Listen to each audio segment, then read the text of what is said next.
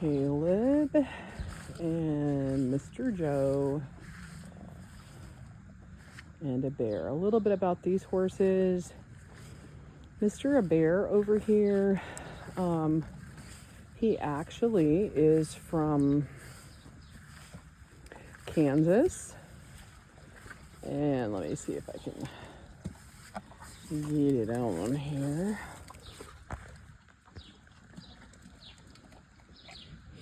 That's the farm that he came from. He actually was a ranch horse.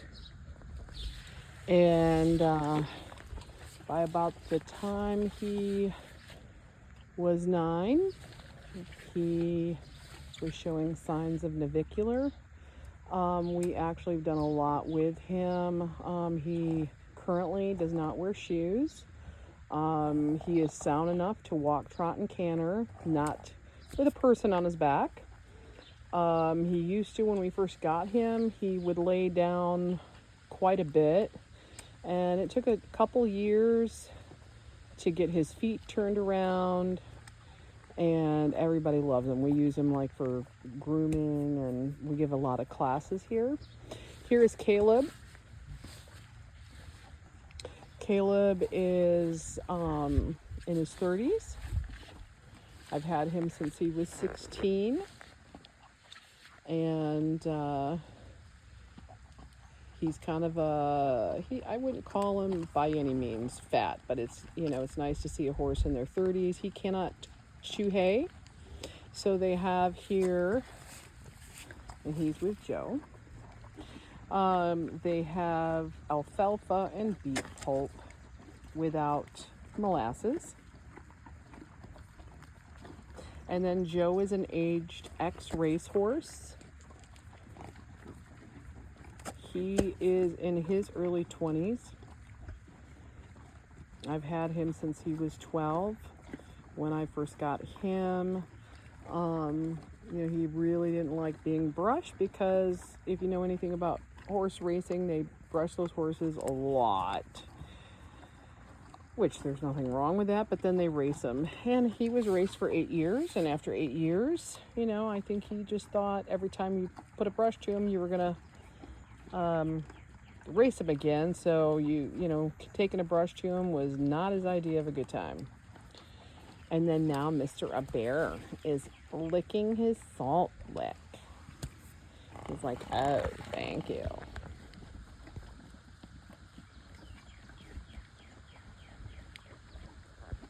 Very sweet horse.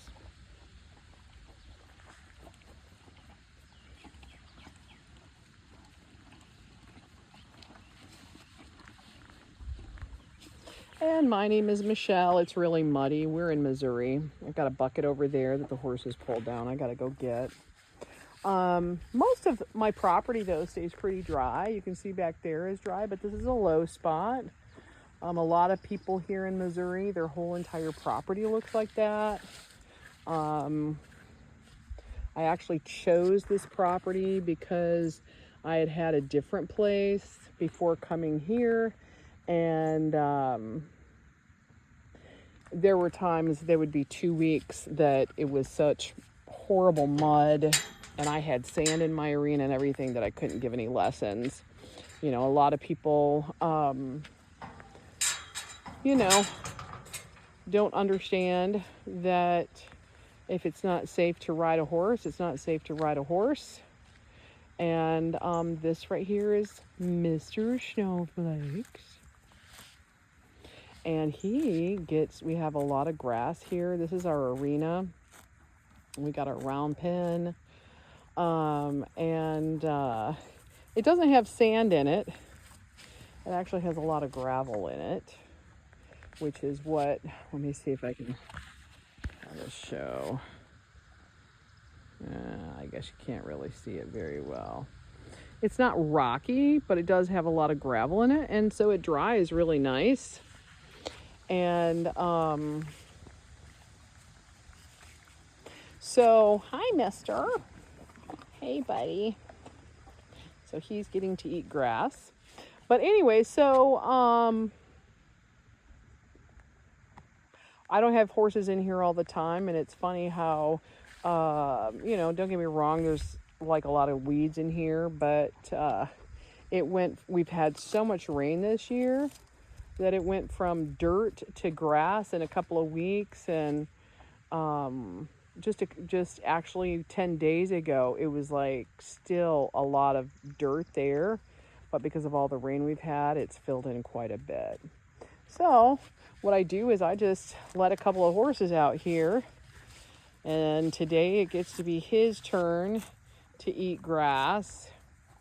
He's like, oh yeah, I can trim this for you, no problem. Yes, I can trim this for you, no problem. Snowflake is an aged Arabian gelding. We use him for the kids. He's very sweet. Yeah, aren't you? He's very, very sweet. He has a lot of life in him. He can walk, trot, and canter, and buck, and, you know, fly around and that sort of stuff. But he really isn't like, you know, you have to kind of push him to get him going. Nothing hard though. That's the really cool thing that I love about Arabians is you can be small or inexperienced and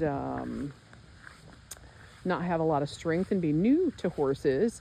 And it's not like, you know, getting on a big, huge horse that it feels really powerful. The really cool thing about Arabians is they feel really elegant when you ride them. They're soft usually. There's always an exception to the rule, but I've never ridden an Arabian that feels like a powerhouse. So anyways, I just wanted to come outside and kind of videotape a couple horses. Say hello to everyone. Just got done watering. I've been trimming. Like, I got a bunch of weeds right here that I had trimmed literally 10 days ago. And so I've been going around and cutting all the weeds so it doesn't end up shorting out my fence. And so then tomorrow morning I gotta pick all this up. It just kind of is a never-ending thing. There's certain weeds that, you know, it's just kind of hard to get with a weed whacker, so I try to get the big ones. All right, signing off. Have a good night, everybody. Thanks for tuning in. Bye.